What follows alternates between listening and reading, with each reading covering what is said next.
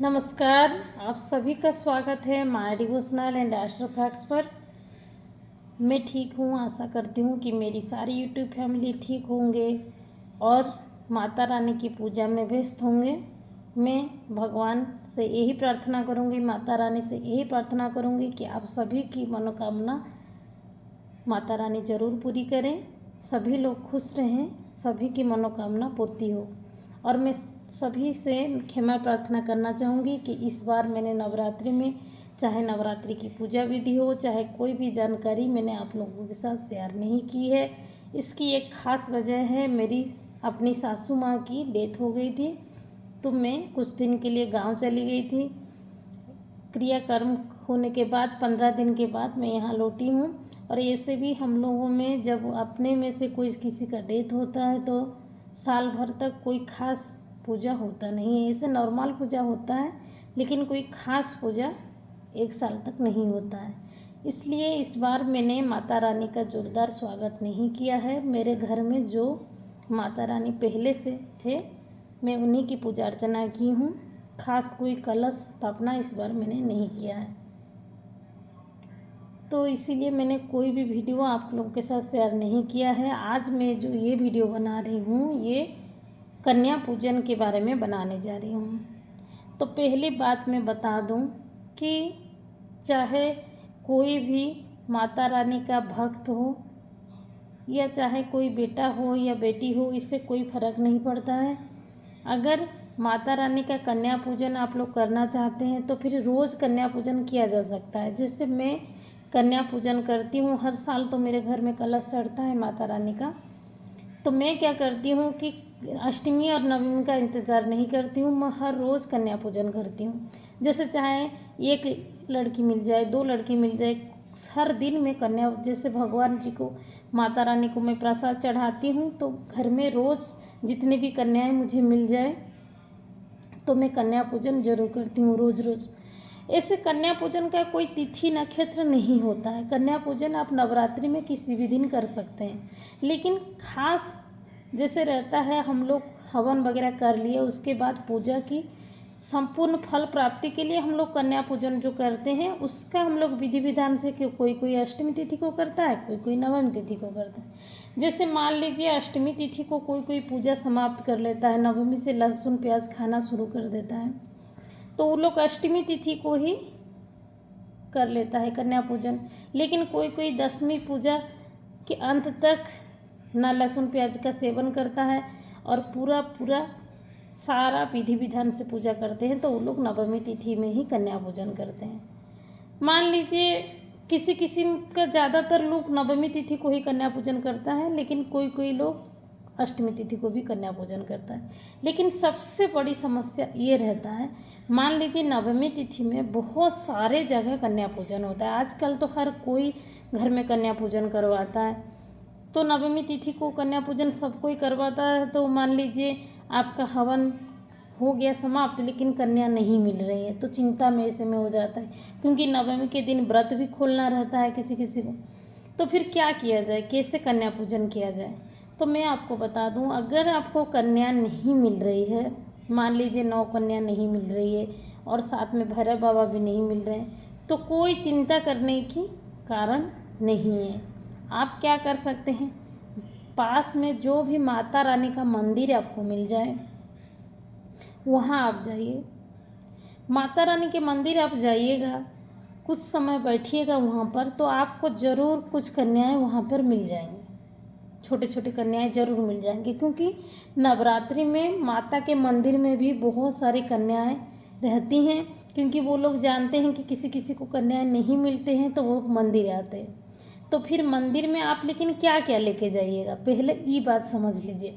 जैसे घर में आप पूजा कर रहे हैं, कन्या पूजन कर रहे हैं, तो आपके पास सब सामान अवेलेबल रहता है, तो आप आसानी से सारी तैयारी पहले से करके रखते हैं, घर में कर लेते हैं कन्या पूजन। लेकिन मंदिर में आप क्या क्या सामान लेके जाइएगा, बहुत सारा सामान तो मंदिर नहीं लेके जाया जा सकता। तो ऐसे में आप क्या कीजिएगा, खाने की थाली की जगह आप पत्तल का यूज कर सकते हैं, पत्ता का। चाहे आपके पास अगर केला का पत्ता होगा तो उसमें, चाहे जो पत्ता मार्केट में अवेलेबल होता है, खली पत्ता, ये सब आप ले सकते हैं।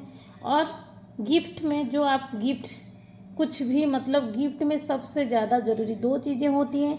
एक तो माता की चुन्नी और आलता, पैर में आलता और माथे में चुन्नी, ये 2 चीज़ सबसे ज़रूरी होता है। आप अगर मंदिर में जा रहे हैं तो खीर पूरी चना की सब्जी, ये जो चीज़ हम लोग कन्या पूजन में ज़रूरी होता है, ये तीनों चीज़ को हम लोग पहले रखेंगे। और आलता आप लोग ज़रूर लें, क्योंकि कन्या पूजन में कन्या के पैर में आलता लगाना सबसे महत्वपूर्ण रहता है और चुन्नी ओढ़ाना, ये 2 चीज़ सबसे महत्वपूर्ण रहता है। इसके बाद आप अपने सख्य के हिसाब से दान दक्षिणा दे सकते हैं, कोई भी गिफ्ट आप इसके अलावा दे सकते हैं, लेकिन ये 2 चीज़ के बिना कन्या पूजन अधूरी ही मानी जाती है। तो ये 2 चीज़ आप अपने पास रखें और खाने में खीर पूरी चना की सब्जी ये ले जाएं और पत्ता ले जाएं साथ में। और एक चीज़, मान लीजिए मंदिर में भी आपको नहीं मिल रहा है कन्या, मान लीजिए 7 कन्या या 9 कन्या आपको नहीं मिल रहा है, तो कोई बात नहीं, आप वो जो सामान लेके जा रहे हैं आप पंडित जी को पकड़ा दीजिए कि पंडित जी पकड़, आप इसको रखिए, कन्या आएंगी तो आप इसको दे दीजिएगा, तो वो ज़रूर देंगे। इसमें कोई आपको पाप नहीं चढ़ेगा। आप ये मत सोचिएगा कि मेरा पूजा का फल मुझे नहीं मिलेगा, मेरा पूजा संपूर्ण नहीं हो रहा है, ऐसी कोई बात नहीं। आप पंडित जी को भी बोल दीजिएगा तो फिर भी वो आपका गिफ्ट कन्याओं को दे देंगे, और वो नहीं भी देंगे तो वो हम लोग का पाप नहीं है, वो पंडित जी के ऊपर जाएगा। हम लोग तो अपना कर्म कर लिए। लेकिन ज़्यादातर मंदिर में मिल जाते हैं कन्याएं, तो आप जाइएगा तो फिर हो जाएगा, क्योंकि मेरे साथ भी ऐसा हुआ है 1-2 बार, मुझे भी कन्याएं नहीं मिली हैं।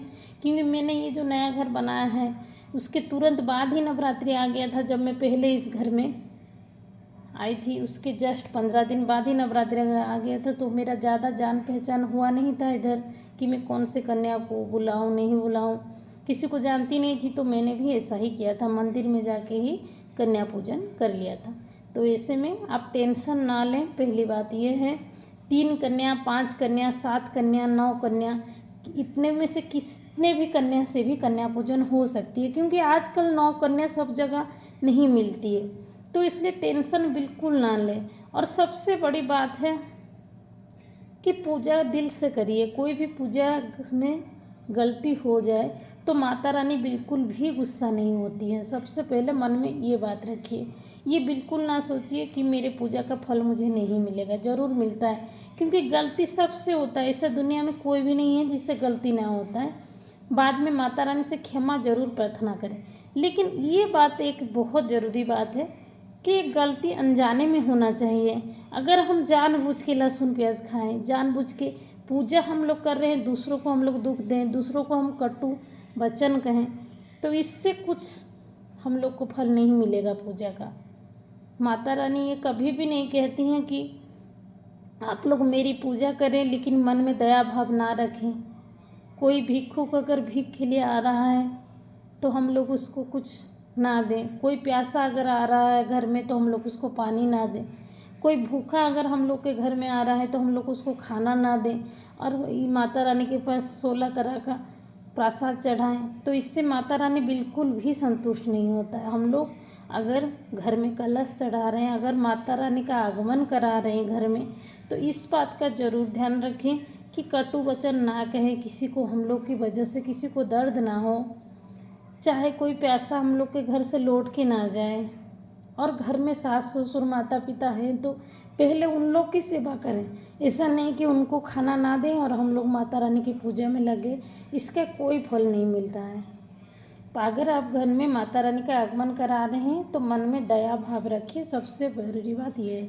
और छोटी छोटी अनजाने में हुई गलती की वजह से माता रानी बिल्कुल भी गुस्सा नहीं होती है, तो इस टेंशन में बिल्कुल भी ना रहें। अगर 9 कन्या नहीं मिल रही है तो आप 3, 5, 7 इसमें से कितने भी कन्या से आप पूजा कर सकते हैं, एक भैरव बाबा को भी साथ में लेके।